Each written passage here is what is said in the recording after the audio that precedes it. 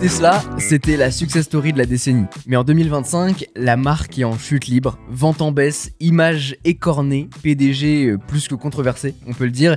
Et si on assistait à la descente aux enfers d'un empire électrique? Hello, c'est Quentin, bienvenue sur Bubble, le rendez-vous incontournable pour les amoureux de nouvelles technologies et du design. Comment ça va mes osios? Et on est là. Toujours un plaisir, en plus pour un sujet aujourd'hui survolté. Sulfureux, j'allais dire, mais avec un S quoi. En tout cas, on peut dire que depuis le début d'année, c'est sur les chapeaux de roue, on en parle mais toutes les semaines, limite tous les jours. C'est vrai. Électrique. Vous nous retrouvez. Oui, bien. Sujet qui électrise les foules même. Vous nous retrouvez sur le format long, n'hésitez pas. Pour rappel, on a divisé les formats longs avec les formats d'actualité. Vous nous écoutez le jeudi ou un peu plus tard, j'espère. Pour rappel, le calendrier, maintenant, vous avez les actualités le lundi en début de semaine, voilà. Et le jeudi, le format long. Ravi de vous retrouver pour ce format qui, moi, j'ai hâte. Je sais pas pour toi. Ah bah en tout cas je pense que va y avoir du débat, va y avoir du controversé. C'est vrai que bon moi vous le savez j'ai acheté une Tesla, donc je suis. Il compense. Il a voilà. C'est la voiture familiale. C'est ça. Et il faut ce qu'il faut et en même temps je suis très content de cette voiture. Voilà pour tout vous dire. Mais il y a quelque chose et on va en parler dans cette émission. Il faut vraiment scinder je pense la voiture de la marque. De l'artiste. De l'artiste. C'est exactement ça. Justification. En vrai, tu vois, c'est fou de se dire qu'aujourd'hui, t'es obligé de te justifier d'avoir telle ou telle voiture. Ouais. En tout cas, là, en l'occurrence, Tesla, au vu du bad buzz que c'est en train de se prendre, il y a des gens qui sont claqués leur voiture. Ça s'appelle le Tesla Breakdown. Ah, c'est un nom? C'est un nom, okay. C'est un mouvement. Volkswagen avait le Dieselgate, là il y a le Tesla Breakdown. Exactement. C'est en format GQ le truc. Le truc, en fait, c'est on te détruit ta bagnole, voilà, c'est tout. Mais attends, puisqu'on met un peu les pieds dans le plat très rapidement, est-ce que j'ai deux rapides questions pour toi? Est-ce que de un, t'as un côté, il y a eu un avant et un après ce truc-là, et maintenant quand tu rentres dans ta Tesla, t'as quand même cette appréhension, voire un peu ce malaise? Potentiellement, pas forcément parce que tu t'es mal à l'aise dans la voiture ou machin, mais est-ce que tu sens qu'il y a du regard autour de toi? Est-ce que quand tu conduis, est-ce que tu sens qu'il y a regard a changé? J'en ai rien à foutre. Mais ça c'est okay. Ça c'est personnel. Oui, mais ça c'est. Mais par contre, vis-à-vis du regard, j'ai pas ce truc-là en France. Ouais. Ça c'est populaire. C'est pas des voitures que tu remarques aujourd'hui en fin de compte. Alors il y en a beaucoup, mais tu sais quoi, aux États-Unis, il y en a beaucoup et les gens se les font taper, cramer et tout ça. En France, c'est moins le cas. Non, mais je dis ça parce que aussi il y a cet effet de médias qui amplifie souvent le genre de phénomène. Tu vois aussi. Et je pense qu'en vrai, le monde dans tous les jours. Moi, je vois des Tesla tous les jours. Et perso, j'essaie de garder beaucoup de recul par rapport à tout ça. Mais en vrai, ça ne change rien, quoi. Mais pour moi, les gens sont pas devenus des démons, c'est pas politique. T'achètes pas une Tesla parce que c'est politique. T'achètes la Tesla pour la technologie, pour ce que ça va apporter, parce que c'est pratique et peut-être que ça coûte moins cher pour certaines personnes. Et je trouve ça un peu idiot de dire, voilà, on va cramer des Tesla parce que Elon Musk... voilà, demain, Luca De Meo fait une dinguerie, tu vas pas casser ton espace. C'est c'est ce que j'allais dire. Et je veux dire, lui, il s'en fout. La voiture, elle est déjà vendue potentiellement, tu vois, mis à part, effectivement, faire chuter un peu le cours de la bourse et rebuter des futurs acheteurs. Là, tu fais juste chier une famille qui a peut-être un crédit sur le dos, qui a le véhicule. Attendez d'apprendre comment Volkswagen ça a été créé. Là, je peux te dire qu'il va y avoir des Volkswagen, enfin des Golf qui vont cramer dans la rue, tu vois. Je vous propose en tout cas de plonger ensemble dans l'histoire de Tesla et de sa descente aux enfers pour faire une rapide rétrospective de ce qu'est Tesla, parce que aujourd'hui on voit Tesla sous le prisme d'Elon Musk, parce qu'il se l'est approprié et justement on en parlera. Mais ça a été fondé en 2003 par Martin Eberhard et Mark Tarpenning, deux personnes qui étaient passionnées de ça. Et en fait, c'est qu'en 2004 que Elon Musk a rejoint en tant qu'investisseur principal du coup Tesla. C'est intéressant d'ailleurs de lire le livre d'Elon Musk par rapport à ça, parce que vous avez un petit peu d'inside qui est intéressant. Globalement, sous le prisme d'une seule personne, parce que pareil, si tu parles des fondateurs de Tesla, il y a quand même beaucoup de... Justement, c'est là où je veux en venir, c'est qu'en vrai... d'un côté comme de l'autre. Elon Musk les a carrément évincés. Au fur et à mesure, il les a expulsés de l'entreprise.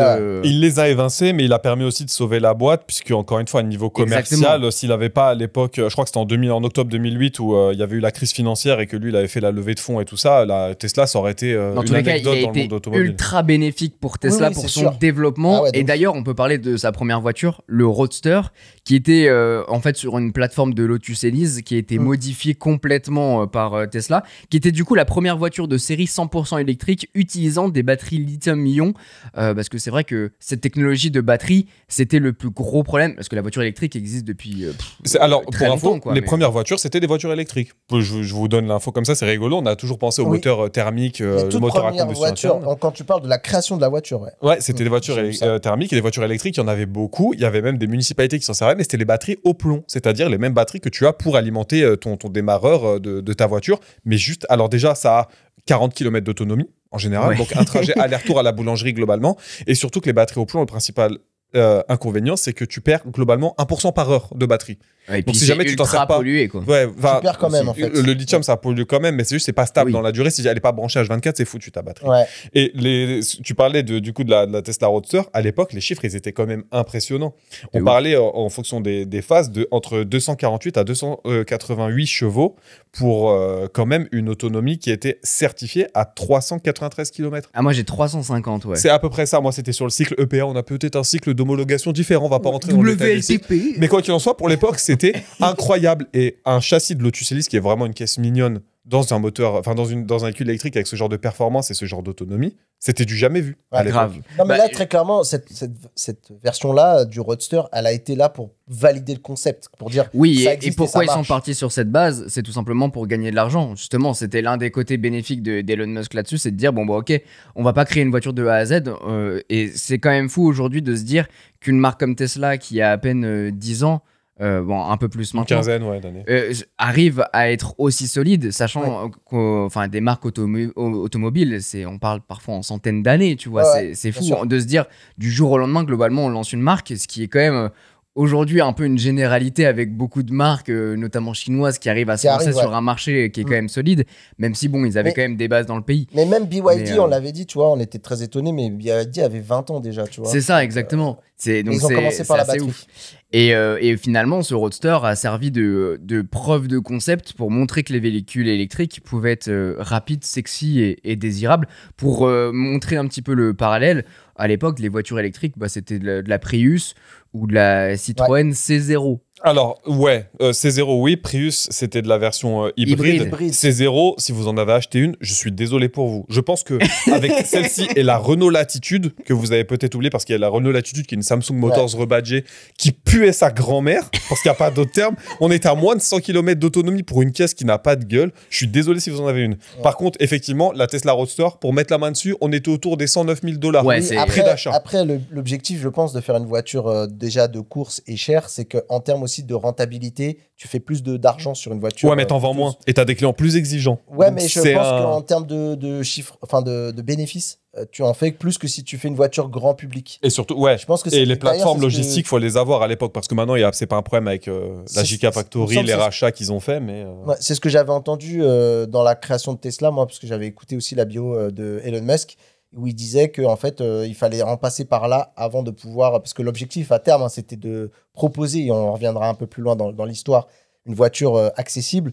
Mais pour faire de l'argent au début, tu étais obligé de faire de la voiture de luxe. Et ce qui est hyper contradictoire là-dedans, c'est qu'effectivement, bah, c'est une voiture qui coûte hyper cher. Et pour ça, ils sont limite appelés au téléphone des gars, genre des restas, des machins, en disant bah, hey, crois en mon projet, achète ma voiture et tout ça. Et au début, justement, c'était limite que des personnes comme ça, très fortunées, qui sont un peu dans l'entourage, Ouais, bien sûr. parce que c'était une voiture qui coûtait C'est- extrêmement cher. Mais ils avaient quand même un tapis qui avait été un petit peu préparé, déroulé pour eux, puisque je me souviens qu'il y avait eu l'effet Prius, Toyota Prius, ou même genre Madonna elle avait une Prius, parce qu'il y avait ce côté écolo qui émergeait un peu Ouais, chez un les peu, restas. Donc, du coup, ça arrivait à pic. C'était Mais l'étape bon. d'après. Ils ont un bad buzz quand même avec le Roadster parce que ça a mis du temps à arriver, il y a eu beaucoup de décalage. Finalement, c'est quand même sorti, mais l'idée c'était vraiment d'avoir cette preuve de concept. Derrière, il y a eu 2 autres véhicules qui ont suivi, la Model S en 2012, Ouais. qui était la grosse révolution esthétique, performance et avec une autonomie ultra ouais. solide. Écran tactile. Écran tactile, ouais, Très en fait important. un habitacle qu'on Ouais. connaît aujourd'hui, très minimaliste, épuré, où on va justement retrouver bah, l'aspect Tesla, quoi. Et c'est à partir de ce moment-là, globalement, qu'il y a la touche Elon Musk. qui est arrivée. Et que Tesla commence à se trouver, c'est-à-dire qu'on est sur des technologies de Tesla, même si bon, forcément, tu as de la collab, enfin, tu as du rachat, parce que, encore une fois, quand tu fais une voiture, tu es obligé de te fournir de certains éléments, tu peux pas tout faire toi-même, c'est Non, impossible. ouais. Évidemment. Et personne, même les plus grandes marques, personne ne fait ça. Même Apple. Et même Apple. Apparemment, galère. Et quand tu rentres dans la Tesla, tu es en mode, je comprends l'identité de la marque. Je vois vers où je veux aller en termes de design, en termes de pureté, en termes de... Même si à l'époque, voilà, ça restait encore un petit peu cheap, je trouve, au niveau des plastiques, ce genre de Ah bah choses. c'est sûr que ça a vachement évolué et puis en fait on était encore sur une base nouvelle quoi. Et qui était C'est, vendu encore vachement cher avec la Model S dont... La Model S hyper chère, on a eu la Model X derrière C'est qui ça. est le plus grand SUV avec les ailes faucons et tout ça. C'est ça. Et en fait je pense que là où il y a eu un vrai tournant, c'est avec l'arrivée de la Model 3 en 2017 qui était la voiture de masse finalement. Une production un peu chaotique mais qui a Ouais. eu un énorme succès dans les On a véhicules. parlé de Production L, donc Enfer, apparemment. ouais. La production de l'Enfer, parce que c'était très compliqué. C'était très ambitieux aussi de faire une voiture abordable.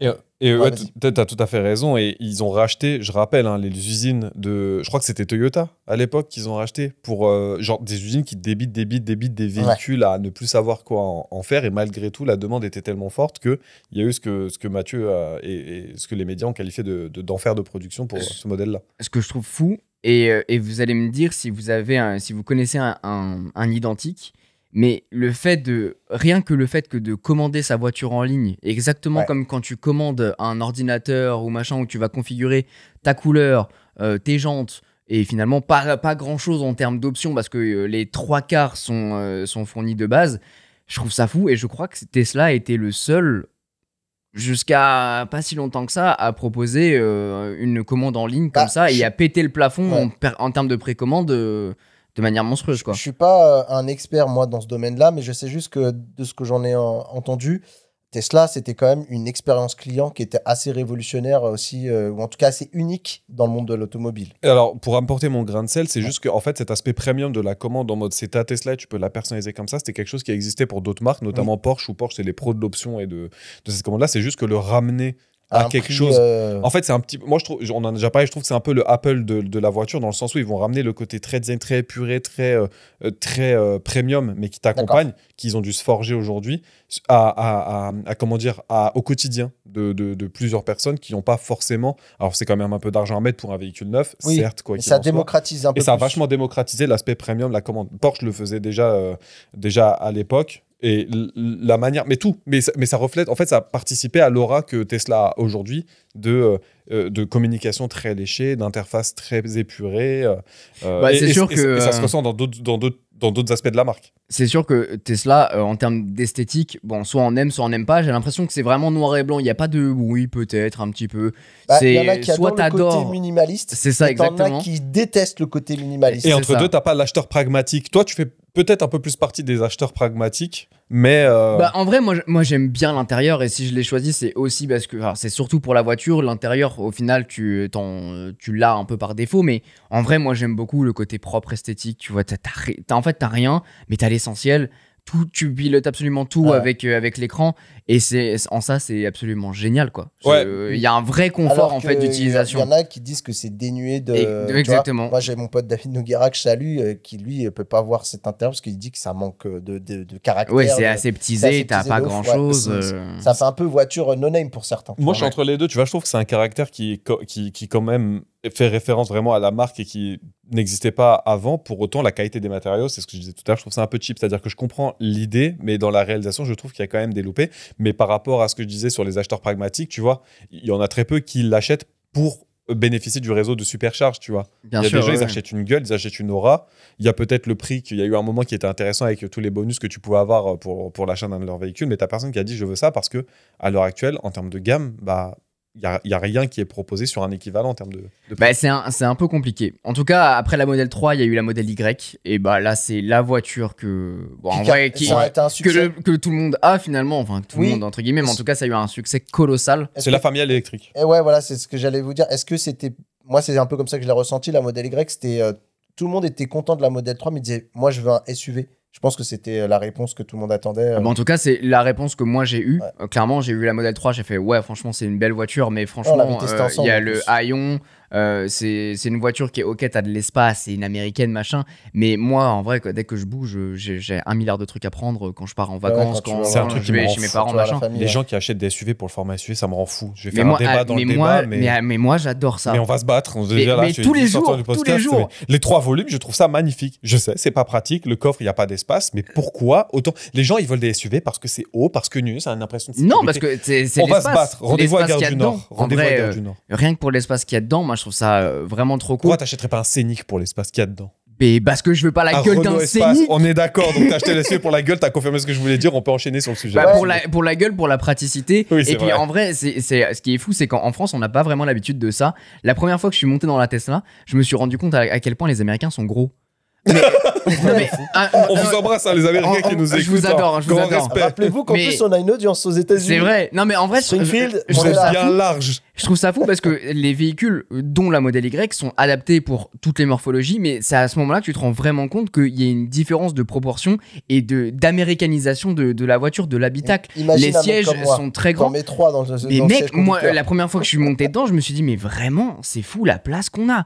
On a de la place à l'avant, on a de la place à l'arrière, on a de la place dans le coffre. Il y a un coffre, un sous-coffre, un coffre à l'avant. Il y a de la place partout. Quand tu parles Et des- c'est du- assez dingue. Tu parles du peuple qui a fait le Hummer H2 Mais ouais. et le F-150 Raptor. Donc, Mais c'est là que tu te rends compte de vraiment la scission de culture finalement Ouais. de l'américain où on a été sur les routes américaines, on voit l'espace qu'il y a par Ouais. rapport en France. Et c'est vrai que la première fois que je suis monté dedans, j'ai vraiment trouvé ça intéressant. Petite anecdote rapide, si tu combines un petit peu le nom des modèles, S, 3. 3, X, X, Y, Y, ça fait sexy. sexy. Voilà. Il a fait sa blague, voilà. Il Il a l'a fait fait. Ça a ça, coûté 10 ans de carrière, mais voilà. la blague, elle est faite. Écoute, Bravo à lui. Il y a des petits points marquants qu'on peut soulever, c'est que au final Tesla a changé vachement la perception des véhicules électriques. C'est passé d'un gadget écologique à un vrai objet de technologie désirable où on se dit ouais c'est cool. Et puis on peut parler aussi de la Tesla Roadster qui a été annoncée mais qui pour l'instant le nouvelle. renouveau, Ouais. mais qui est jamais arrivé pour l'instant. En tout cas vraiment on a eu ce nouvel essor et je pense que ça a lancé aussi un nouveau marché. Clairement les gens se disent putain Ouais. en fait Et- l'électrique c'est quelque chose qui est cool, qui peut être sympa. Et c'est une alternative fiable et, comment dire, et possible comparée aux véhicules hybrides ou thermiques complets. et il y a un truc aussi qu'il faut rendre, en tout cas aux constructeurs électriques, c'est ils ont dû sans doute se battre face à un lobby du pétrole, quoi. Ah bah c'est sûr. Ça, à mon avis, ça devait pas être simple non plus à gérer en sous-marin, ça. Non, mais il y a un truc que j'ai appris au fur et à mesure, c'est les crédits écologiques. Je sais pas si vous connaissez. Bien sûr. Bah en bien fait, Tesla, sûr. vu qu'ils vendent zéro voiture thermique, ils ont des crédits écologiques qui revendent aux marques de véhicules thermiques, je sais pas, des Porsche, des Ford, etc., pour justement éviter qu'ils payent trop cher en impôts. Et donc, ils achètent donc à des marques de véhicules électriques. Et puis même parfois, certaines marques, on peut parler de Toyota par exemple, Oui. vont créer un certain modèle spécifique pour justement éviter de payer trop d'impôts Bah, finalement. la logique derrière ça, c'est comment dire, j'ai le droit de polluer en tant que constructeur de marque. Bah, si je pollue pas, il faut que j'ai un avantage. Donc C'est c'est des ça. fameux crédits que tu revends à une marque qui pollue trop. C'est-à-dire que la logique, c'est pas que tu pollues moins qu'une autre, c'est juste que tu rachètes des Tu crédits rachètes, d'une autre exactement. marque pour dire bah effectivement, je fais des investissements avec des gros guillemets sur l'électrique. Des marques qui font ça, il y en a beaucoup. Tu dois avoir Volkswagen aujourd'hui, t'as Porsche, etc. Toyota, eux, ils sont plutôt dans le positif, c'est-à-dire que eux, c'est une gamme. On rappelle, hein, la première voiture hybride, c'était la Toyota Prius qui était sortie en 98.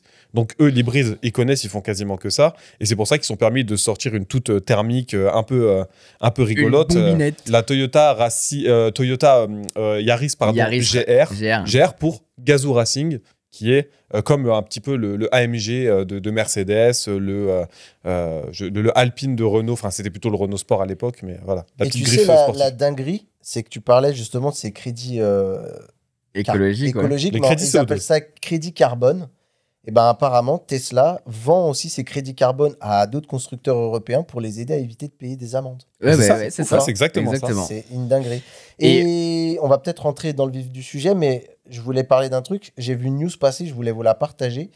Apparemment, Elon Musk dit on n'a plus le choix. Et ils envisageraient de faire des voitures avec des moteurs thermiques. Ça, ce serait très dur si ça Bon, arrive. ouais, J'y ça- crois pas. ça Tesla n'arrivera- avec un moteur ça thermique. n'arrivera jamais. BMW Actu, voilà, au cas où je balance une fake news. Ça n'arrivera jamais. En tout cas, autre point marquant, et je pense que c'est. Il n'y a pas tellement d'équivalent aujourd'hui. Tesla et Elon Musk surtout a vraiment réussi à créer une fanbase qui est colossale. un peu à la style guerre, tu vois, Android, Apple, machin, où les gens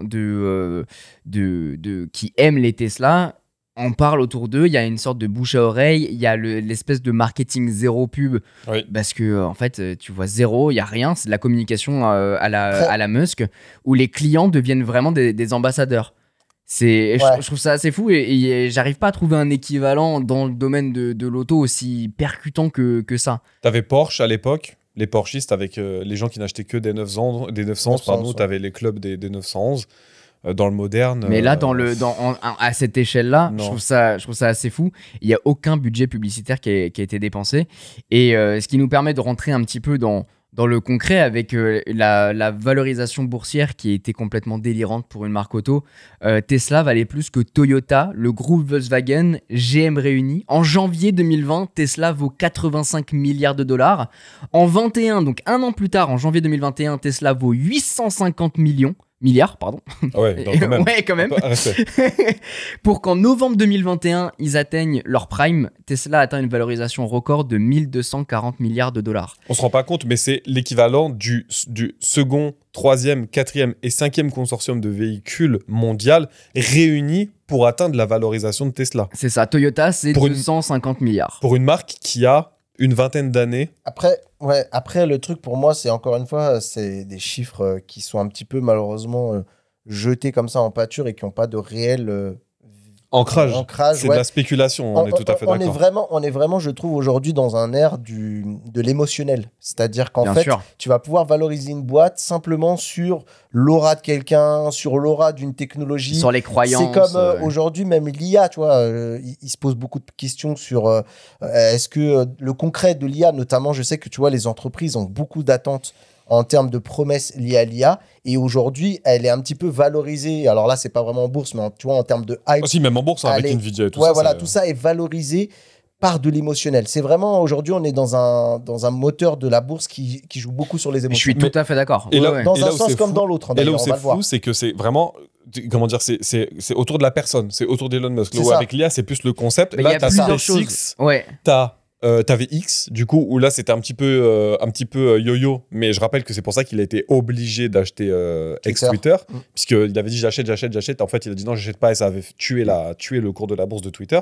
C'est le cas avec Tesla. Demain, on peut imaginer que ce soit le cas avec. SpaceX, J'en ai pareil parlé de aussi. SpaceX Ouais. avec la NASA et tout Pardon. ça. Mais c'est vrai, en fait, il y a le fait que en fait, Elon Musk soit le porte-parole et les gens croient vachement en ce qu'il dit, en tout cas à un moment donné, le fait qu'il y ait l'effet un peu bulle spéculative sur la valeur de la tech, sur les croyances on va faire ça, le full self-driving, C'est ça. tous ces trucs-là, c'était une bulle folle et puis aussi une sorte d'intégration verticale avec la data, l'IA, un petit peu le rêve technologique Les embarqué dans une batteries, voiture. la quoi. vente directe, enfin, c'est leur réseau C'est- de distribution, c'est leur techno C'est pour les notre batteries. Tony Stark à nous du monde réel. Hein. C'est C'est ça. d'ailleurs comme ça que même l'acteur de Tony Stark, Robert Downey Jr., s'était Ouais. inspiré beaucoup d'Elon Musk. Bah, sur pour son l'anecdote, personnage. dans Iron Man 2, quand il est au Grand Prix de Monaco pour Stark, bah Stark rencontre Elon Musk Ouais. dans le petit resto juste dans le avant. resto. Ouais, exactement. Je me ouais. demande si c'est pas le Fairmont d'ailleurs. Mais donc, ce qui montre un petit peu l'aura qu'a dégagé. Et du coup, cette aura, il est projeté sur tout ce que fait Elon Musk.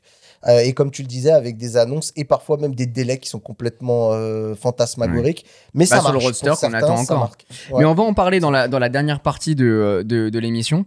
Ce qui est sûr, c'est qu'il y a eu un autre segment qui a vachement boosté la valorisation boursière. C'est aussi l'introduction au S&P 500. C'est les 500 plus grandes entreprises. En gros, tu peux en bourse, tu peux investir dans le S&P et tu t'investis dans 500 méga entreprises. Voilà. Donc ça, c'est Ouais, il aussi y en a plusieurs comme ça. Tu as le SBF 120, tu as le CAC Exactement. 40, c'est à peu près la même 440, chose. c'est ça. Donc ça fait un boost de confiance aussi pour les investisseurs. Mais aujourd'hui, bah, tous ces chiffres, bon, ils sont vachement pété la gueule. Tesla rencontre un drama quand même assez puissant, on peut le dire. Et donc on parlait de retard. Et il y a aussi une sorte de réalité industrielle, le fait qu'il y ait une énorme concurrence maintenant qui a poussé en l'espace de quelques Et années, une qui est concurrence folle. chinoise forte. Concurrence En termes de chinoise. prix. Il y a, du coup, on parlait de Musk. Mauvaise pub, hein. Mauvaise pub. En 2022, il y a une chute de plus de 65% du cours de l'action. En mai 2025, Tesla vaut autour de 500 à 550 milliards, soit moins de la moitié de son pic. On en parlait des 1240, on en est loin. Il y a des analystes de la banque JP Morgan qui dit « Nous avons du mal à trouver un exemple analogue dans l'histoire de l'industrie automobile où une marque a perdu autant de valeur aussi rapidement. » Et ce qui est fou, c'est qu'on revient à la bulle spéculative de tout à l'heure. C'est-à-dire que certes, l'aura de Elon Musk, elle a permis de sortir la marque des tréfonds et de profiter de cette aura pour dorer, parce que c'est pas redorer, c'est littéralement dorer, c'est créer l'image que Tesla se fait aujourd'hui. Mais c'est à double tranchant. Mais plus dur est la chute. C'est-à-dire que C'est demain, la marque, elle est tellement identifiée à son propriétaire, parce que je vais pas dire son créateur, c'est pas le créateur, hein, on rappelle. Ouais, Le propriétaire, même s'il a mis beaucoup dans la marque, si demain, il y a une mauvaise image de ce créateur-là, notamment avec ses positions politiques, et bah, ça se fait ressentir directement sur l'attrait et même l'image générale de la marque, comme on peut le voir avec les récents événements qui ont lieu aux États-Unis. Je vais vous faire un rapide récap, mais il y a des chiffres qui ont vachement évolué depuis le début de l'année. Donc, veuillez m'excuser s'il y a des trucs qui ont un petit peu changé. Globalement... si demain Elon Musk lève la main. Ouais, c'est ça. Ouais, exactement. Globalement, au premier trimestre 2025, les ventes des Tesla ont baissé de 13% à l'échelle mondiale. Une baisse du chiffre d'affaires le plus bas depuis 3 ans. La société a perdu 49% de sa capitalisation boursière passant d'un record à aujourd'hui environ 540. Les chiffres parlent de ça entre 540 et 770 milliards, mais en fait, ça bouge beaucoup dans ce monde-là. Le 11 mars 2025, l'action Tesla a chuté de 15,4% en une seule journée. On se rend pas compte, hein. Je rappelle, hein, quand tu parles de combien elle était valorisée à l'époque, 15%, c'est des milliards dans la journée qui sont perdus. C'est absolument colossal. C'est énorme. En une journée, donc ça c'est quasiment du jamais vu et ce qui va soutenir un petit peu ça, et c'est d'autant plus cruel, c'est que des personnes comme par exemple James Murdoch, un allié fidèle d'Elon Musk et un membre du conseil d'administration depuis 8 ans, a empoché 13 millions de dollars le 10 mars, soit le jour où le cours de l'action a baissé, parce qu'il en a vendu. Ouais. Il y a aussi le frère d'Elon Musk, Kimball, qui siège aussi au conseil d'administration du constructeur, qui a cédé 75 000 actions pour empocher 27 milliards de dollars en février. Mais après, je crois que lui, Kimball, c'est particulier. Il me semble qu'il lui chie un peu dessus de temps en temps en interview. Je sais pas, mais vu qu'il siège au conseil d'administration, tu vois, c'est quand même un peu bizarre. Ouais, et il y a la présidente du conseil, Robin Denholm, qui a vendu pour près de 75 millions de dollars d'actions. Et ce genre de choses, c'est public. C'est-à-dire que quand tu vois quelqu'un les vend, ça contribue. En fait, le message que ça envoie, c'est s'il y a le conseil d'administration qui vend ses actions, ça potentiellement.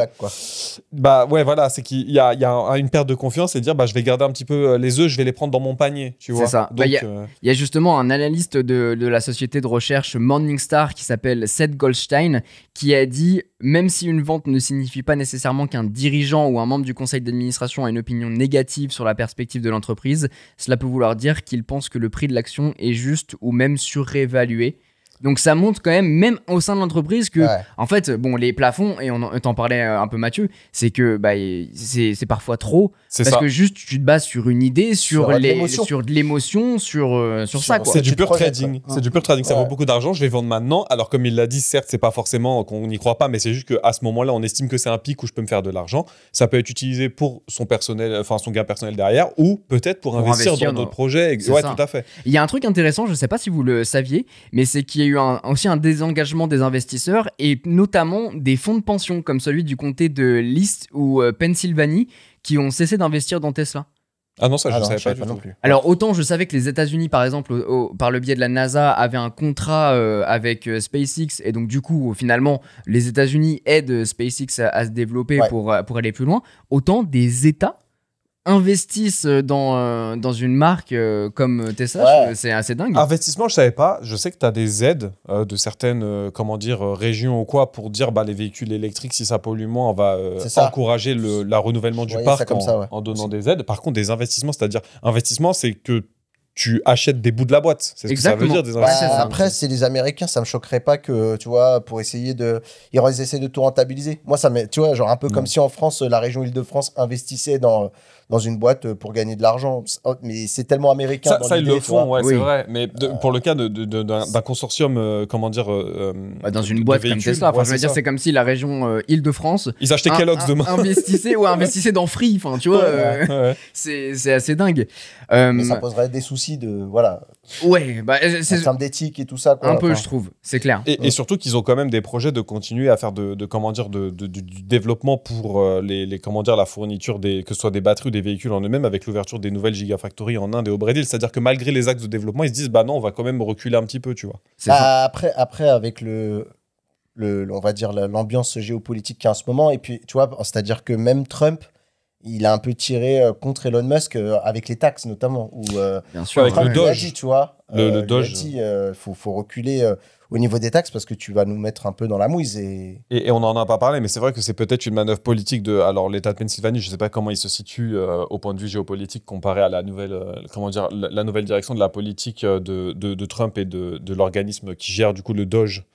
Il a encore fait une blague hein, sur le Doge avec le Dogecoin qui vient du même, etc. Mais c'est globalement, je ne sais plus exactement ce que ça veut dire, mais c'est le département de l'optimisation. Alors, je vais te le dire tout de suite. Le département de l'optimisation et de la gestion énergétique et de l'efficacité énergétique ou un truc comme ça. Mais tout ça pour dire qu'il y a aussi des manœuvres politiques derrière. Le fait de dire je me désengage de ce truc-là, même si c'est privé, ça envoie le message que je ne suis pas d'accord avec la politique en cours et que je ne veux pas avoir à faire, ou je veux au contraire faire pression avec les moyens dont je dispose contre la politique en cours parce qu'elle m'est défavorable ou que je ne la suis pas. Le département de l'efficacité gouvernementale. C'est ça. On peut peut-être expliquer rapidement pourquoi ça baisse autant. On l'a évoqué, mais c'est sûr que y a différents analystes qui estiment que la valeur boursière de Tesla repose sur les promesses du coup technologiques. C'est ça. On parlait du Roadster, mais on peut aussi parler maintenant des comment ça s'appelle, des semi-remorques qui sont pas encore pas encore venus le jour, qui semblent sortir. Mais il y a les robotaxis. Le full autonomie aussi qui a été promis par Musk, mais il y a beaucoup de contradictions là-dedans et surtout de comment on appelle ça, de côté étatique, toutes les régulations, les lois, machin pour le FSD, les réglementations, c'est ça. Et il y a aussi un peu de robotique parce que maintenant Tesla embarque de la robotique, donc il y a aussi peut-être des côtés je sais pas, on n'a pas envie d'en avoir chez nous, donc ça dévalorise. Ou je me perds, ou dans quelle direction. Mais je pense que là, très clairement, en fait, les frasques d'Elon Musk ne passent plus, en fait. C'est-à-dire qu'à force de jouer aux mecs qui vendent, aux vendeurs de tapis, mais alors désolé pour tous les vendeurs de tapis, mais entre guillemets pour et Dieu sait qu'ils sont nombreux. et pour ceux qui à chaque fois te vendent des projets, des rêves, en plus avec des horizons. Le mec, il balance des dates. Je pense que quand tu bosses chez Tesla, t'es ingé chez Tesla, tu transpires. Tu m'étonnes. Tu te dis, mais putain, mais qu'est-ce qu'il va dire dans la conférence, le gars? Ça. Et quand tu vois que le mec, il fait des promesses et il donne des dates, tu vois, genre, même, tu vois, par exemple, la blague là, spoiler alerte, les ambitions de Musk pour aller sur Mars, elles sont pas crédibles du tout. Tu vois, mais ça sert son business, ça sert à faire avancer les choses. Et au bout d'un moment, c'est comme tout, tu tires sur une corde. À force de tirer trop fort, ça casse. Et je pense qu'on en rentre justement dans cette ère où, en plus de ça, il a pris ses positions sur des prises de position qui sont clivantes. Entre ça, plus tirer sur la corde, je pense qu'aujourd'hui, tu arrives à ce qui arrive aujourd'hui. Et on a un exemple tout à fait, que je trouve tout à fait similaire avec Apple Intelligence, c'est-à-dire qu'Apple, qui était toujours habitué à avoir un aspect très premium, à sortir des. Tu sais, à avoir ce côté j'innove, etc., même si c'était le smartphone. Aujourd'hui, la seule chose dont on parle, c'est Apple Intelligence. Pourquoi ? Parce qu'il y a du retard, parce que c'est une des fonctionnalités clés et qu'il n'y a pas autre chose sur lesquelles se concentrer. Et surtout, ça a été retardé plusieurs fois d'affilée pour cause de. C'est les causes internes de chez Apple, mais parce que le produit n'est pas satisfaisant. Je suis d'accord avec toi, c'est que parce qu'aujourd'hui, en plus, que ce soit même le grand public globalement, ou en tout cas le commun des mortels, les investisseurs et tout, ça fait tellement longtemps aujourd'hui qu'on fait un peu de la tech, qu'on sent quand quelqu'un n'arrive pas à délivrer. Et tu vois, Apple aujourd'hui, ce qui fait aujourd'hui que ça marche pas très bien pour eux, un peu comme Tesla, c'est qu'en fait, les mecs, tu vois, l'autre, il a beau essayer de tourner le truc dans tous les sens pour essayer, non, mais attendez, c'est parce que la machine à café est en panne, du coup. Non, tu vois, les gens, ils comprennent qu'en fait, non, tu galères à délivrer. Donc, c'est ça, c'est qu'il y a une baisse de livraison quand on compare les deux premiers trimestres entre l'année dernière et cette année. Et c'est une première depuis très longtemps. Il y a aussi une concurrence de fou. On parlait de BYD, mais il y a aussi Hyundai, Kia, Volkswagen. Maintenant, tout le monde y est. C'est le segment c'est ça. Parce que les États poussent, les lobbies se sont habitués, les lobbies de l'énergie en général, pas que. Même Porsche maintenant avec le Macan, ça y est, on y est dans le secteur du SUV. Et la Taycan. Aujourd'hui, Tesla, elle est avant, elle était dans le monde de l'automobile, mais elle était sur un segment à part où il y avait peu de concurrents.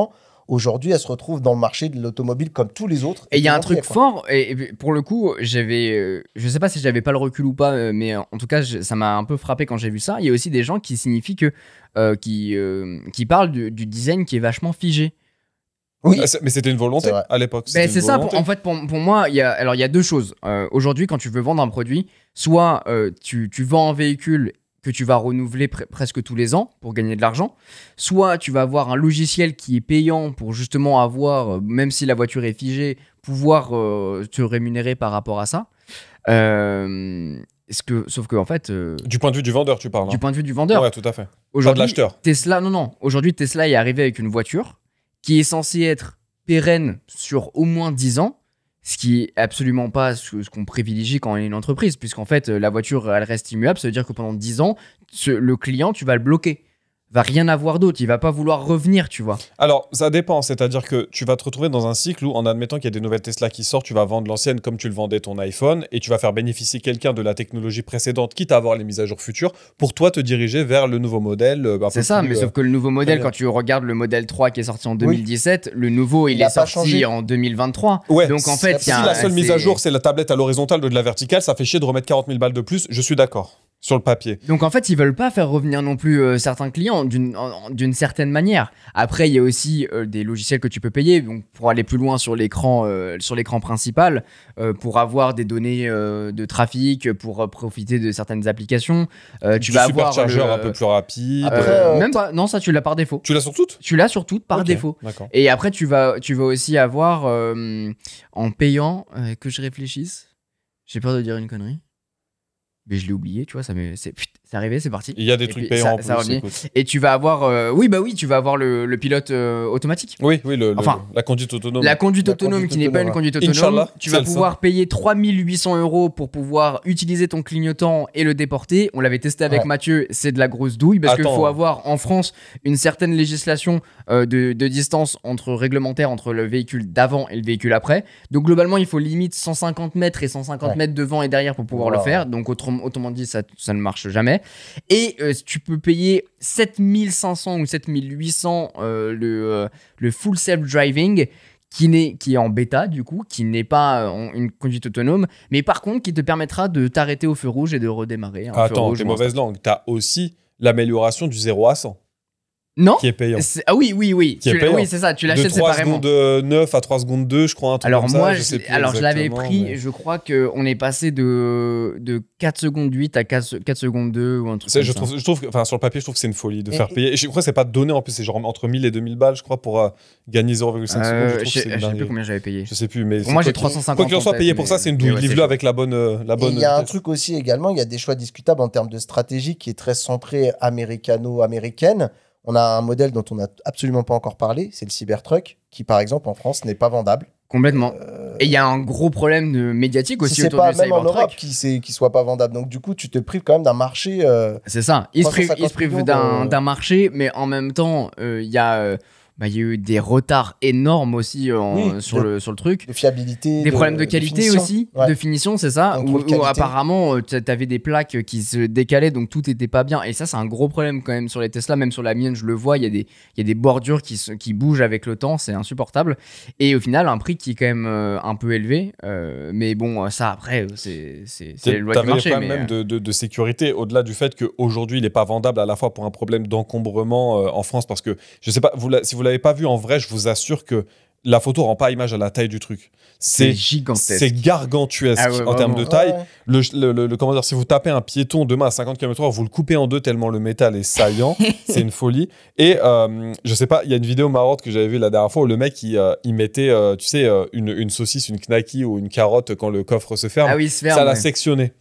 Il y a une mise à jour qui sort, il le refait, il met la carotte, ça la coupe pas, le mec il met son doigt, ça lui bloque le doigt dans le ouais, truc. j'ai vu ça. Alors que c'est la nouvelle Ouais. mise à jour, donc c'est Ouais. comment dire, bad buzz is still buzz, et ça s'est quand même vu pendant Bien qu'il a sûr, fait ouais. l'annonce du Cybertruck, où il a expliqué après coup que la vitre s'était brisée après qu'il ait jeté Ils l'os ont du fait temps. beaucoup d'essais. Parce qu'ils ont fait des tests avant, mais ça a quand même participé. En fait, c'était l'événement que tout le monde a retenu de la conférence. En Bien fait, le sûr. Cybertruck, c'était juste, voilà. Il a les- pété sa vitre en lançant Oh, une l'annonce. boule de. C'était quoi, une boule de pétanque Ouais, comme comme ça. ça. L'annonce n'a pas Pour fonctionné. remettre un peu dans le contexte des gens qui auraient peut-être pas vu. Alors, il y a quand même des petites prévisions qui sont sorties, notamment par le Wall Street Journal, qui prévoit environ 2 millions de véhicules électriques vendus chez Tesla contre 1,8 en 2024. Donc quand même C'est une amélioration, augmentation. On peut aussi peut-être faire un point sur l'impact sur la fortune d'Elon Musk, parce que ça fait plaisir. En 2025, Elon Musk du coup fait partie des 8 milliardaires de la tech qui ont vu leur richesse combinée diminuer de 266 milliards de dollars. Et malgré tout, rester l'homme, avec les deux publics qu'on a, l'homme le plus riche du monde. Et d'ailleurs, ça a été une de ses controverses, parce qu'apparemment, il s'est offert une rémunération de 56 milliards de dollars. Ah ouais? Ça fait plaisir. Sachant qu'il y a eu une grosse vague de licenciements entre 2024 et 2025. Donc tout ça fait que ça passe mal et que ça écorne encore un peu plus l'image, quoi. Phase de licenciement qu'il y a eu aussi pendant la crise qu'il y avait eu en octobre 2008, avec le fait qu'il a dû réinvestir de l'argent pour sauver la marque. Et du coup, ça s'est pareil, je crois que c'était 25% des effectifs. Donc, un quart de la boîte a sauté à ce moment-là. Et pareil aussi, également, dans les départs, il y a pas mal de cadres clés qui sont partis. Et on va voir comment tout ça va entacher ou pas la marque. On en a un petit peu parlé, mais je pense que c'est important de revenir dessus pour terminer. Il y a un gros point à soulever sur le fait que Tesla est presque à jamais lié à Elon Musk. Mais est-ce qu'en fait, il ne faudrait pas scinder l'homme de la boîte, qui est aujourd'hui, c'est un visionnaire, clairement, mais c'est aussi devenu un énorme boulet pour la marque. Bah, apparemment, il y aurait eu même une tentative d'éviction, je pense qu'on dit comme ça. Ils ont essayé de l'évincer de la boîte. Tesla a démenti cette rumeur.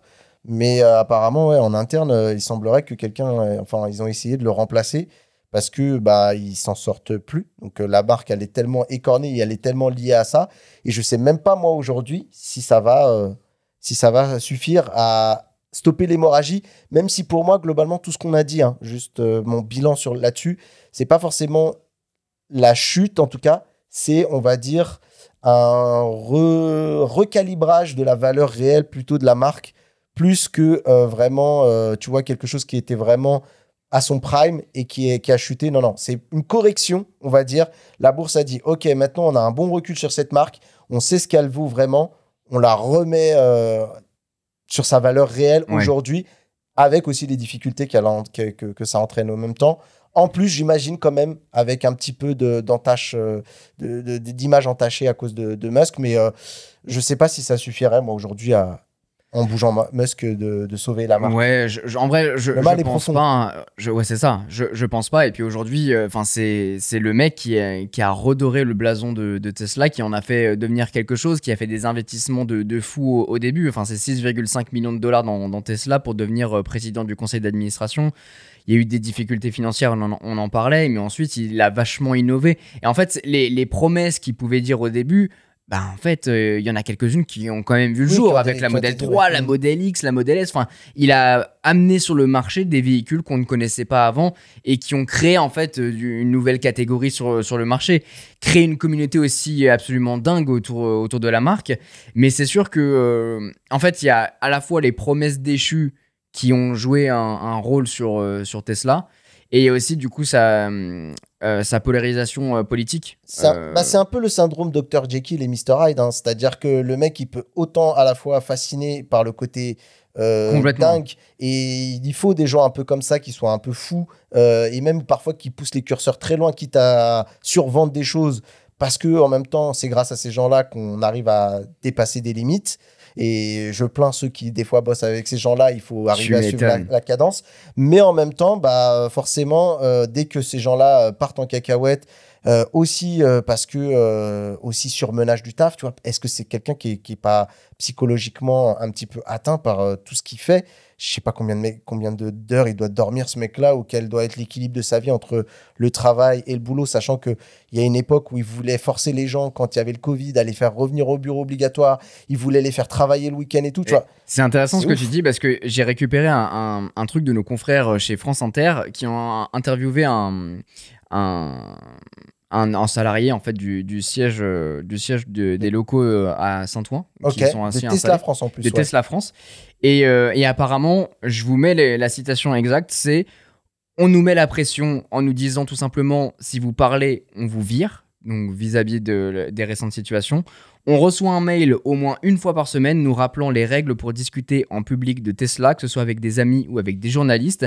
À leurs yeux, ce n'est pas la faute de notre dirigeant, mais c'est notre faute à nous en tant que salariés. Je n'ai jamais vu un taux de burn-out aussi élevé que chez Tesla à l'heure actuelle. C'est ouf. Ah, tu m'étonnes. C'est symptomatique. Et ça, c'est en France. Donc, Et c'est ça ça. En France, rejoint vraiment ce que tu dis. ils prennent aucune décision. Hein. Pour rappeler, en France, ils sont juste victimes des chiffres. C'est-à-dire, en France, il y a un marché, il faut vendre, c'est tout. Imagine aux US. T'imagines la même pression aux US, ça doit être x10, voire x1000 même. Donc, du coup, pour moi, ça devient symptomatique de la boîte. C'est-à-dire que tu rentres peut-être en tant que salarié en rêvant de bosser pour cette boîte et après, tu découvres l'envers du décor et en fait, là, la déchéance, elle est ultime. Donc, Et vis-à-vis du voilà. grand public, aux États-Unis, il y a eu une enquête qui est parue par la CNBC, All America Economic Survey en avril 2025, donc c'est vraiment très récent. Donc les personnes ont été interrogées. Il y a 47 personnes qui ont une opinion négative de l'entreprise. 24% sont neutres et seulement 27% une opinion positive. C'est les salariés ou c'est l'opinion publique? Ça, c'est l'opinion publique. C'est l'opinion publique. Et ça, c'est vis-à-vis de Tesla. Vis-à-vis d'Elon Musk, c'est 48% qui ont une opinion négative, 36% positive et 16% neutre. C'est fou. En termes de chiffres, c'est fou. Et tout ça, ça souligne le problème du fait d'identifier autant la personne à la marque. Je reparlais d'Apple encore tout à l'heure parce qu'encore une fois, je trouve que c'est un sujet qui est intéressant. Tu avais Steve Jobs à l'époque. Steve Jobs, c'était l'entrepreneur. Il avait autant l'image du designer et comment dire, de l'inventeur, du presque marketeur fou. Je vais utiliser un terme volontairement provocateur, mais du gourou de Bien sûr, Apple. c'est ça. Hein. Et je trouve que Elon Musk a un petit peu cette aura-là où quand il va toucher quelque chose, forcément que ça va être à la fois survalorisé, mais forcément c'est le côté visionnaire, en fait. Tu parlais de Steve Jobs, pour moi, c'est ça. C'est un mec qui a une vision complètement décalée de la société, mais qui va réussir à faire des actions folles pour séduire un public, donner des promesses, certaines qui vont être tenues, d'autres non. Et en fait, c'est là où tu vas avoir un personnage clivant dans tous les cas, parce que c'est un mec qui est fort dans sa manière de parler, fort dans sa manière d'être et de parler publiquement, comme l'était un Steve Jobs à l'époque. Mais là où c'est différent, c'est que Elon Musk a décidé de faire de la politique. Et je pense, tu vois. Je suis tout à fait d'accord. C'est là où il a le tournant du truc, quoi. Alors déjà, il y avait ça commençait un petit peu où on se disait, ouais, franchement, c'est relou, tu lui dis des trucs, mais tu le fais pas. Mais effectivement, l'alignement politique et le soutien du coup de Musk avec Trump. Tu vois, l'administration et tout, il a buté des carrières de ouf. Donc forcément, ça éclabousse en fait. Ben justement, pour revenir à ce dont on parlait au tout début, maintenant qu'il s'est engagé dans la politique, il y a eu vachement d'actions de personnes justement qui brutalisent des automobilistes Tesla, qui crament des bagnoles. On parlait du mouvement tout à l'heure, c'est le Tesla Takedown, pas Breakdown. Le Tesla Takedown. C'est le Tesla Takedown où justement les gens vont faire des appels au boycott. Ils sont là sur les voies rapides à mettre des pancartes boycott Tesla, etc. Ils viennent, limite, ils vont te taper dessus parce que tu roules en Tesla. Enfin, tu vois. Je crois même en Allemagne, il y a eu un truc qui avait été fait assez ouf. Il faudrait que je vous le retrouve, mais c'était une séquence un petit peu de communication anti-Tesla qui avait frappé les esprits sur une des boutiques de Tesla. Ouais. Et par rapport à ça, si vous nous écoutez et que, ça vous viendra en tête, franchement, le meilleur moyen de toucher la marque, c'est juste de l'ignorer. C'est-à-dire, c'est pas d'acheter, faut s'en foutre, mais allez pas vandaliser ça n'a aucun intérêt. Propriétés d'une pauvre personne qui a acheté la marque et qui voulait une voiture électrique, mais qui l'aime ou qui l'aime pas Elon Musk, c'est un autre débat, mais ça n'a aucun intérêt. Une nouvelle fois, t'achètes pas. Il y en a beaucoup qui n'achètent pas une voiture pour la personne, ils achètent juste la voiture pour les performances, pour ce que ça représente. Donc, il faut pas non plus stigmatiser les gens en disant ils ont acheté parce que c'est Elon Musk et ils ont besoin de ces trucs-là. Ouais. Et il y en a même des gens, même en France, qui mettent des petites pancartes en bas de leur voiture en disant j'ai acheté la Tesla avant de savoir qu'Elon Musk allait faire machin. Des mecs j'ai qui acheté la cette marque. Tesla qui mettent un logo Audi, qui mettent des trucs comme ça pour justement éviter ces trucs-là. Je trouve ça fou d'en arriver à ce point-là. Franchement, t'as beau ne pas aimer une personne, t'as beau ne pas aimer une marque, c'est pas pour autant qu'il faut que tu lui chies dessus, que tu la vandalises. Ces gens-là, en plus, ils font ça parce qu'ils ont besoin de se protéger. Ils ont tellement peur que voilà quoi. Oui, c'est ça. Ouais. Et pour en revenir juste, je voulais dire à ce que j'ai vu. Ils avaient mis sur une boutique Hail Tesla, tu sais, pour le. Tesla. Deux chiffres parce que je suis tombé sur les actus là très rapides. Les ventes, elles ont chuté de 60% en Allemagne. Et là, pareil. Tesla coupe les vivres aux travailleurs de sa Gigafactory en congé maladie. Tu vois, quand tu mets de l'huile sur le feu H24 tout le temps, que tu es dans le fight continuel, c'est compliqué. C'est dur.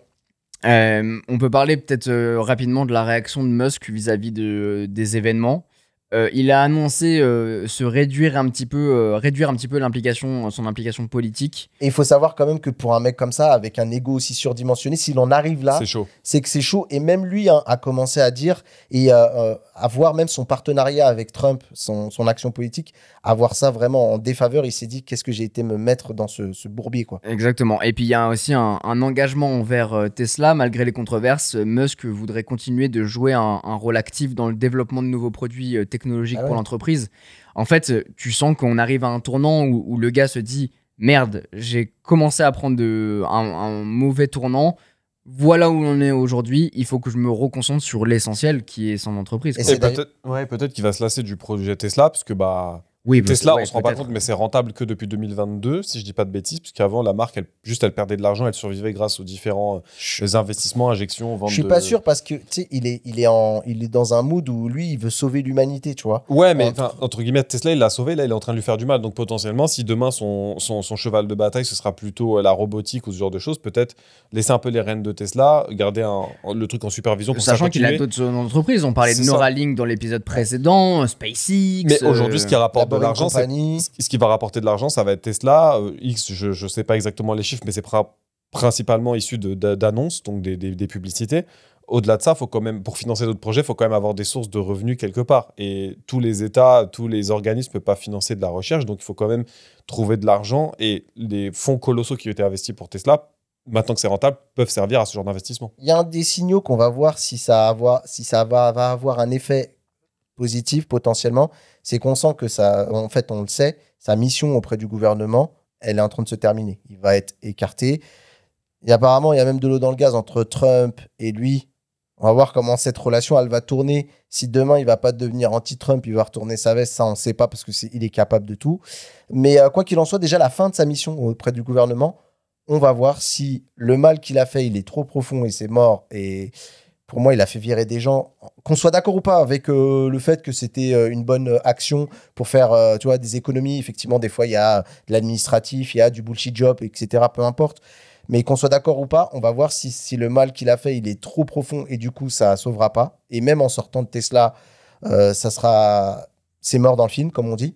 Ou si déjà, le fait qu'il arrête d'être au gouvernement va peut-être lui permettre de sauver un petit peu l'image de Tesla parce qu'il va se remettre un petit peu plus dans l'ombre. Ça serait bien. Et du coup, les questions qu'on se pose aujourd'hui, c'est quoi les perspectives d'avenir pour Tesla? On en a parlé un petit peu tout à l'heure. Il y avait l'annonce potentiellement d'un véhicule à 25 000 $ qui serait vraiment... Ouais, la modèle 2, enfin, ça porte pas mal de noms différents. Le projet, c'est un surentrée de gamme, puisqu'on rappelle que déjà, la modèle 3, c'était... Le concurrent de la Dacia Spring.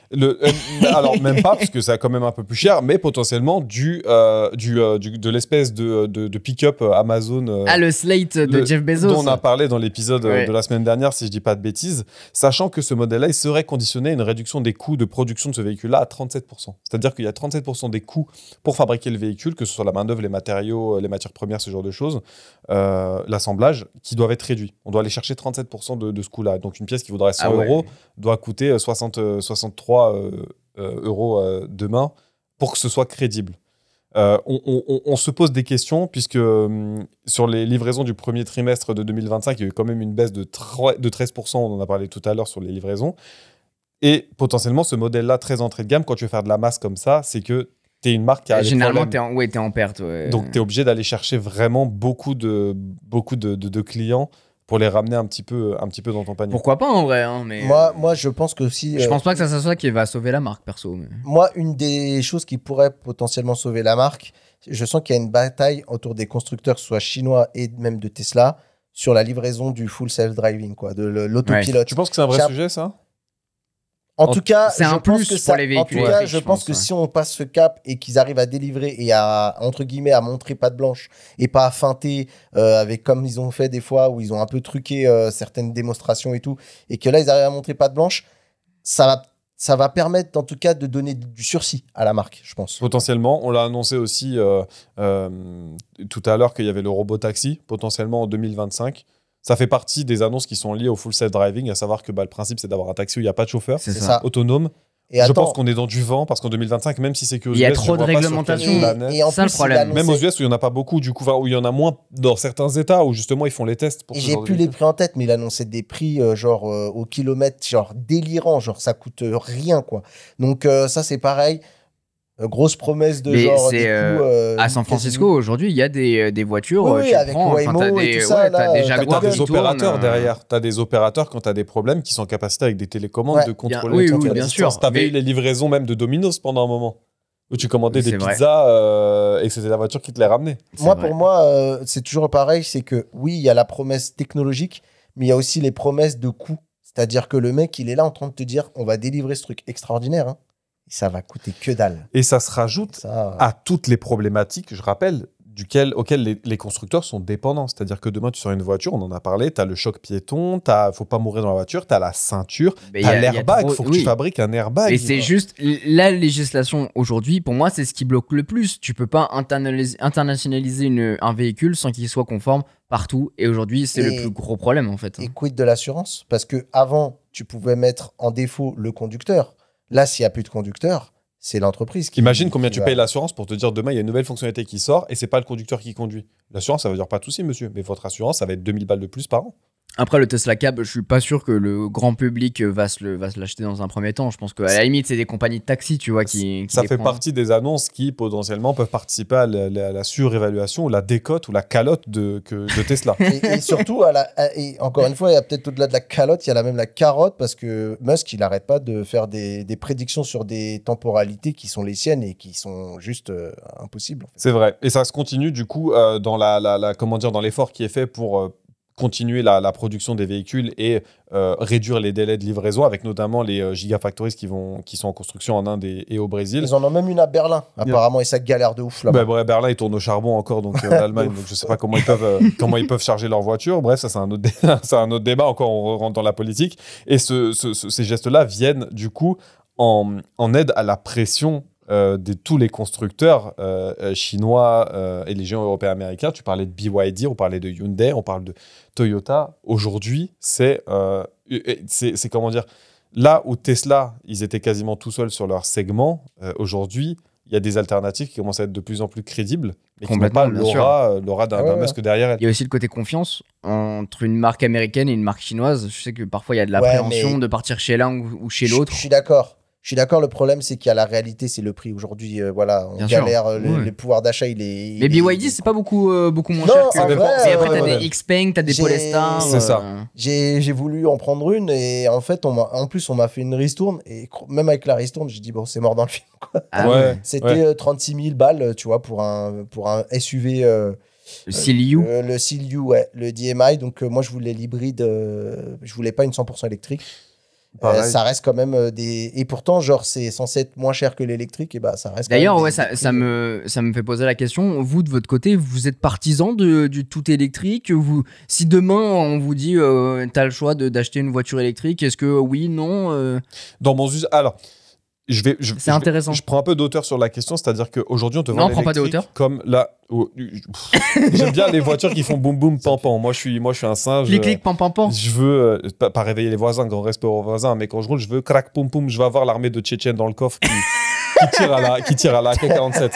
Mais au-delà de ça, je trouve qu'aujourd'hui, on pousse l'électrique comme la solution miracle qui va nous sauver. Et je trouve que c'est pas vrai. Et il y a un mauvais discours Oui, Ah, non, mais non. vis-à-vis de ça. Ce discours-là, Aujourd'hui, il pue la merde Ah, ouais, aujourd'hui. ouais. Une Et il voiture- passe nulle part. Une voiture, c'est un cas d'usage. C'est-à-dire que tu veux une voiture pour un usage mixte, l'hybride, ça reste une bonne C'est la solution. meilleure. Mais il faut pas oublier que tu rajoutes du poids dans une voiture qui est déjà lourde, tu vas consommer plus. C'est factuel. Tu as des batteries en plus d'un moteur, tu Ouais, consommes. ça dépend. Tu as le diesel qui reste encore. Le problème du diesel aujourd'hui, c'est que tu as tout un tas de systèmes de dépollution qui sont mis en place parce que le diesel pollue moins pour la planète que l'essence. Ça rejette moins de CO2. Par contre, ça produit des oxydes Oula, t'es d'azote. sûr, frérot Je suis certain. Et par Ok. contre, ça produit des oxydes d'azote qui, eux, sont susceptibles de causer des cancers du poumon si tu les respires, etc. Ce qui avait donné d'ailleurs le problème de fraude du Ah oui, du Dieselgate diesel chez Volkswagen. Avec Volkswagen, ouais. Et l'électrique, en vrai, si tu peux la charger chez toi et que tu fais juste des trajets urbains aller-retour au taf, mais tous les jours, tu as la capacité de la charger moins cher qu'un plein d'essence. C'est plus confort. 1,40 € un plein. Tu es en boîte automatique, Pour c'est l'année. beaucoup plus confort, ça fait beaucoup moins de bruit dans les villes. Donc en fait, aujourd'hui, la question, c'est pas ce que je suis pour ou contre l'électrique, c'est dans quel cas vous devriez acheter un véhicule avec une technologie de motorisation plutôt qu'une autre. Mais pour avoir essayé, grâce à toi, la Taycan GT Turbo, dernière du nom, Avec les Tchétchènes dedans. moi, alors, il n'y a pas de Tchétchène. Ils sont pas là, mais. Par contre, quand tu démarres, t'as l'impression qu'il y a une main qui t'attrape et qui te jette à l'autre bout de la C'est des planète. Tchétchènes Quoi. silencieux, quoi. Voilà. Ils sont Mais en train de pédaler. c'est pas pour autant que j'aimerais pas rouler avec une voiture avec un bon moteur thermique. Ok, et demain, votre top choix, là, si on vous dit vous prenez une voiture électrique, vous. Peu importe après, l'argent et tout. Peu importe, ouais, peu importe. Et bah, tu sais quoi, moi, je me tournerais franchement vers la BYD Seal, toute option, celle qui fait 500 Lyon, chevaux. C'est la Lyon que j'ai conduite, ouais. Et- La Lyon, 530 chevaux. C'est ça. Et pareil, j'avais fait le devis et était globalement 10-15 000 balles au-dessus de la nouvelle Tesla Model S Performance. Donc vraiment la toute dernière en phase 2 avec le nouveau. T'es à 150 000 Non, t'es pas à 150 000. T'es à. Model S, c'est 150, hein. En plein, Non, hein. pardon, modèle 3, Perf. pardon, modèle 3 Perf, la toute dernière, où t'es autour des 70 000, je crois, quelque chose comme ça. Ou la BYD, t'es à 80-85 000. D'accord. Moi, pour juste répondre à ta première question, en vrai, je suis pas trop un gros connaisseur de voitures.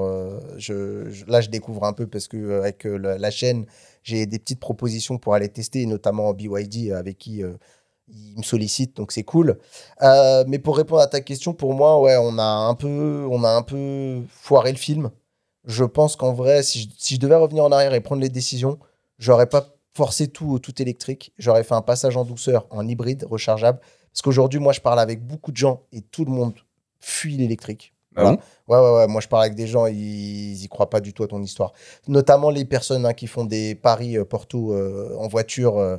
C'est mort dans le film, ton histoire là. Et je me souviens même très bien d'une anecdote où j'allais à ton mariage. Et Ah oui, j'ai avec croisé, JB. JB de The High Collection qui était arrêté à la station essence. Et il testait, je crois, c'était une Merco, je crois. Mercedes, ouais. Et en fait, 100% électrique. Et c'était la plaie pour venir nous rejoindre. Il y avait quelques centaines de kilomètres à parcourir. Et il est resté dans la station. On lui a dit ciao. Et c'est pour ça qu'il y a une grosse différence aujourd'hui. Et même moi, je me suis posé la question de dire, vas-y, je revends tout. Et à la limite, on prend un Macan électrique, des trucs comme ça. Et j'en ai parlé avec ma communauté, des personnes qui justement ont fait cette transition de modèle Y à Macan électrique et qui m'ont dit, en fait, le problème, c'est pas la voiture qui est hyper cool et tout ça. C'est une Porsche, finition Porsche, etc. Mais en fait, le problème là-dedans, c'est le réseau de bornes. Ouais. Alors qui certes se développe énormément. Ouais. Et même aujourd'hui, les bornes Tesla sont plus accessibles. Mais un truc tout bête, mais ta Tesla, tu mets ton planificateur, donc tu lui dis où tu vas, il va te chercher les bornes précises où tu as envie d'aller. Quand tu vas arriver bientôt à la borne, tu as le préconditionnement de la batterie qui va te permettre de recharger plus vite. Et en fait, moi, un truc tout bête, mais dès que je fais des 4 heures, 5 heures de route, même en fin d'année, je suis allé à Lyon, donc j'ai fait 7 heures de route pour y aller. Il me dit précisément où je dois m'arrêter, combien de temps, et à chaque fois, en fait, je mutualise. Bah, je mange, je pisse, je promène le chien. Mais c'est tu vois, faisable, c'est faisable. Et tu perds pas plus de temps que ça, en fait. Que, Tesla a ce superchargeur. Ouais, Tu prends des et c'est pour voitures ça qui que pour sont moi, beaucoup c'est plus ça la force de lentes, Tesla, en fait. Il y a le truc psychologique des gens qui se disent mettre plus de temps que de mettre de l'essence. Déjà, c'est un problème. Et moi, c'est pour ça que j'aurais fait plutôt différemment. Pour revenir globalement dans mon scénario, j'aurais fait un passage à l'hybride qui aurait duré très longtemps. Parce qu'en fait, l'hybride, pour les trajets du quotidien, c'est top. Moi, j'ai une petite voiture, une Kia, qui fait 56 bornes. En vrai, ça suffit pour faire des allers-retours. 56 travail, bornes en tout électrique. Ouais, en tout électrique. Donc, tu fais ton trajet boulot, course, ce que tu veux. Dans la semaine, t'es bien. Tu veux partir en week-end, tu veux partir en voyage, prendre ta voiture. T'as l'essence, il n'y a pas de problème là-dessus. Même si potentiellement, ça consomme un petit peu. Et moi, ça va. Franchement, les moteurs chez Kia et d'autres, c'est des plateformes qui sont plutôt peu consommatrices. Donc, ça va. Et après, tu développais entre-temps les superchargeurs. Tu commençais à développer pour l'électrique, tu vois, à commencer à emmener et tu avais le temps de faire développer les technologies. Malheureusement, je pense que d'un point de vue industriel, ça marche pas, mon histoire. Mais je pense qu'en vrai, l'hybride était la solution à moyen terme pour après pouvoir placer en full électrique en toute détente avec assez de bornes pour tout le monde, assez de... Bien sûr, voilà, ouais, je et, comprends. et avec des voitures qui arriveraient avec des autonomies. T'as l'impression, les gens, si tu leur dis pas 1000 bornes d'autonomie en électrique, c'est mort. C'est un peu ce que je souhaite désamorcer aussi en disant ça. Enfin, moi, j'en ai une au quotidien, mais Ouais. à aucun moment, je dis que l'électrique, c'est ce qu'il y a de mieux et tout ça. Et puis même moi, en vrai, je kiffe beaucoup plus d'autres bagnoles que la Tesla Model Y que je roule. Mais il faut voir aussi le côté pratique. Ça coûte moins cher. C'est une voiture qui est cool parce que tu as vachement d'espace à l'intérieur. C'est une voiture qui est puissante et par rapport au prix et la puissance embarquée, tu n'as pas beaucoup d'équivalent sur le marché aujourd'hui. Et puis surtout, tu as un réseau de fous furieux de bornes. Et puis merci à tous ceux qui utilisent mon code de parrainage parce que du coup, grâce à vous, je voyage gratuitement. Donc ça, pour le coup, ça régale. Et vous pouvez le faire aussi entre vous. Hein. Je vais faire un parallèle et vous allez me dire je suis un putain de forceur et je suis désolé. Mais en fait, blague à part, c'est un peu comme le casque VR. Pour moi, en fait, quand tu testes pas... il a réussi à le casser ici. Il l'a calé ici. Acheter des casques. Dans un sujet sur Tesla. Peu importe la marque, acheter des casques. Non, mais en fait, tu sais, t'as l'impression que les gens ont une perception de ce qu'ils n'ont pas testé. Oui, mais bien sûr, complètement. Donc, t'as les gens qui ont jamais mis de l'électrique, qui juste voient que les désagréments. Et du coup, ils se disent c'est mort. Et même les désagréments que les gens voient dans les actualités, dans les machins, sans même avoir testé. Et c'est ça le truc qui me saoule en fait. T'en as qui testent et en fait, ils voient que le bon côté aussi, beaucoup. En fait, j'ai souvent l'impression d'entendre ça. C'est vrai, ouais. Et on entend peu les gens qui sont peut-être plus nuancés, un peu comme toi, en disant. On serait pas dans un biais de confirmation là, bref. C'est. Voilà. Les algorithmes qui nous manipulent, tout ça. Exactement. Mais enfin, je suis totalement. En vrai, globalement, je trouve que cette discussion, c'est une discussion qu'on a globalement avec tout le monde. J'ai vu des gens qui étaient sur le diesel, qui sont passés à l'électrique, qui m'ont dit jamais je reviens au diesel, tu vois. Et en vrai, c'est faisable, surtout pour nous qui habitons en région parisienne. Le tout électrique, on est à rien d'y être. Mais pour toutes les raisons qu'on a mis, la pression politique de remplacer un parc de véhicules sains qui potentiellement n'a pas dépensé son crédit CO2 et qui n'a pas fini de payer sa vie parce que le véhicule, il faut extraire les matières, il faut le fabriquer, il y a un temps avant que le véhicule soit entre guillemets périmé dans le sens où son impact environnemental a été absorbé par son utilisation. Avec l'électrique, c'est beaucoup plus court. Et par rapport à Tesla, on en a parlé un peu tout au long du sujet, mais aujourd'hui, les alternatives, c'est quoi en termes de prix et d'offres? Est-ce que vous voulez acheter la Renault Super 5 toute électrique? Et mec, même, je te rappelle, on en avait dit, la Zoé, moi, j'avais été voir Renault, c'était 20 000 balles. Oui. La 20 000, c'était cher, alors que pour autant, c'était un des premiers véhicules électriques que j'ai eu en France où je me suis dit, ok, c'est une voiture. C'est pas un espèce de gadget bizarre. C'est exactement ça. C'est crédible, ça fonctionne. Et en plus, à l'époque, les batteries, c'était en location. C'était même pas ta batterie. Tu payais la batterie en abonnement. Bref, je pense qu'on est plus ou moins tous d'accord sur le sujet. Et derrière, encore une fois, hein, je le dis, on a parlé du réseau de charge qui aujourd'hui est principalement le plus performant, ça reste celui de Tesla, parce que Tesla a fait un bon move d'utiliser sa techno et d'essayer de lever les obstacles qui pouvaient être dans l'esprit des gens pour passer à l'électrique. Mais d'un autre côté, il faut la produire, l'électricité, les gars. Donc, il y a tout un tas de choses à mettre en place pour acheminer l'électricité. Il y a un défi de zinzin, parce qu'il doit annoncer une voiture plus, on va dire, moins chère. Plus accessible. Mais en même temps, en ce moment, il y a tout qui coûte plus cher. Donc, entre le défi où lui, il doit essayer de trouver des coupes de coûts où il va pouvoir produire sa voiture moins chère et en même temps devoir combattre les taxes, potentiellement les coûts de fabrication. Mais t'as pas entendu sa dernière promesse? Il a dit, je paierai l'électricité à toute l'humanité. Prenez des Tesla, les frérots. Bah fais, j'achète. Non, mais mais on va faire dans ce sens-là. D'abord, tu le fais, après, j'achète. Je vais pas acheter un truc pour une promesse, hein, parce que si tu respectais tes promesses à chaque fois, le podcast, il n'existerait pas, frérot. Cet épisode n'aurait aucune raison d'être là. Bah, merci en tout cas d'avoir passé ce petit moment avec nous dans Bubble. J'espère que vous avez kiffé cette petite discussion bien animée. En tout cas, on a essayé de vous donner le plus de contexte possible sur les débuts, sur ce que c'est et sur ce que ça pourrait être. On espère que vous avez apprécié cette conversation autant que nous. Comme d'habitude, et Rewan vous l'a mentionné au début de l'épisode, on scinde maintenant les épisodes en deux parties. La partie actualité en début de semaine et aujourd'hui, donc le jeudi, la partie conversationnelle où on va aller un petit peu plus loin dans un sujet. On attend toujours vos petits retours sur Instagram si vous voulez voir un petit peu les sujets visuellement, ce dont on parle. Et puis on peut vous lire aussi dans les DM si vous avez des questions. Et posez-nous vos questions exactement en les enregistrant. Comme ça, on fera un épisode dédié où on répond à toutes vos questions. Et puis voilà, on se retrouve très vite pour un prochain épisode. Prenez soin de vous et à très bientôt dans Bubble. Salut. Bisous.